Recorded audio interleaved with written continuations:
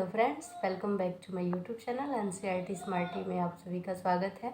I hope आप सभी अच्छे होंगे।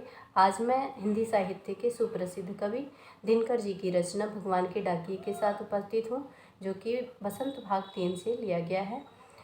फ्रेंड्स, इस कविता में दिनकर जी ने प्रकृति के अंग पक्षी और बादल को डाकिये के रूप में प्रस्तुत किया है। और ये डाकिये जो है मानव के द्वारा निर्मित जो सीमा है उस बंधन को तोड़ते हुए एक देश से दूसरे देश में वो जाते हैं और प्रकृति के द्वारा भेजे गए संदेश को वो मानव तक पहुंचाते हैं। उनकी लाई चिट्ठियों को पढ़ता कौन है, तो इसमें कवि ने बताया है कि प्रकृति के द्वारा भेजा हुआ जो संदेश है जिसे बादल और पक्षी लेकर आते हैं, उसे पढ़ने का कार्य पेड़ पौधे करते हैं। और इसके अलावा प्रकृति भी जो है वो सभी पर अपना प्यार समान रूप से लुटाती है। प्रकृति किसी भी प्राणी के साथ कोई भी भेदभाव नहीं करती। तो चलिए इसका वाचन कर लेते हैं। पक्षी और बादल ये भगवान के डाकिये हैं जो एक महादेश से दूसरे महादेश को जाते हैं। हम तो समझ नहीं पाते हैं, मगर उनकी लाई चिट्ठियाँ पेड़ पौधे पानी और पहाड़ बाँचते हैं। हम तो केवल यह आंकते हैं कि एक देश की धरती दूसरे देश को सुगंध भेजती है और वह सौरभ हवा में तैरते हुए पक्षियों की पांखों पर तिरता है और एक देश का भाव दूसरे देश में पानी बनकर गिरता है। फ्रेंड्स, आप सुन रहे थे रामधारी सिंह दिनकर। चलिए इसकी व्याख्या देख लेते हैं। फ्रेंड्स, कवि ने पक्षी और बादल को डाकिया माना है क्योंकि ये डाकिये भी मनुष्य के लिए संदेश लाते हैं। कवि कहता है कि जिस प्रकार डाकिये मनुष्य के लिए चिट्ठियाँ लाते हैं और उनमें लिखा सुखद या दुखद समाचार पढ़कर मनुष्य सुख या दुख का अनुभव करते हैं, उसी प्रकार पक्षी और बादल भी भगवान के डाकिये हैं। ये डाकिये भगवान द्वारा भेजे गए संदेश लेकर आते हैं।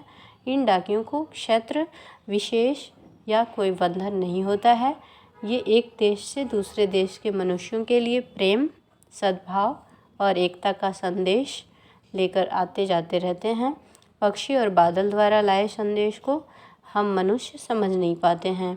उनकी लाई चिट्ठियों का संदेश पेड़, पानी और पहाड़ पढ़ते हैं। बाँचते हैं का अर्थ होता है पढ़ते हैं। इनको पढ़ने वाले पेड़ पौधे, पानी और पहाड़ इन्हीं संदेशों के अनुसार व्यवहार भी करते हैं। फ्रेंड्स, पेड़ पौधे, पानी और पहाड़ में अनुप्रास अलंकार है।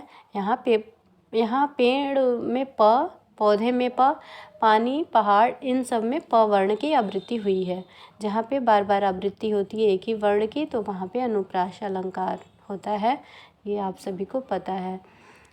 फ्रेंड्स, इसमें भाषा सरल, सहज और देशज है। अगले पंक्ति का व्याख्या देखते हैं। फ्रेंड्स, इस अंश में पक्षी और बादल रूपी डाकियाँ जो डाकिये हैं उनके द्वारा लाई चिट्ठियों को पेड़ पौधों, पानी और पहाड़ द्वारा पढ़ने का वर्णन है।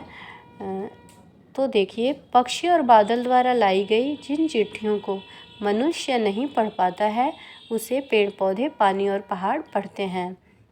इन चिट्ठियों से प्राप्त प्रेम, सद्भाव और एकता का संदेश ये पेड़ पौधे, धरती, पहाड़ बिना किसी भेदभाव के अपने देश में ही नहीं अपितु अन्य देशों में भी पहुंचाते हैं।